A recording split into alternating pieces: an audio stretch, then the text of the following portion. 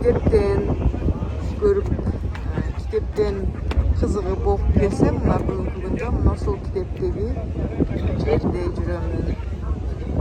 Баарыңарды өзүңөр каалаган ушул жаккан китептерди окугула, маалыматты ошолор боюнча жаккан нерсе боюнча маалымат алгыла дейм, сунуштайм. Ошол силер окуган, силер кызыккан нерселерге бир күнү Кудайым өзү ушинтип насип кылып коет.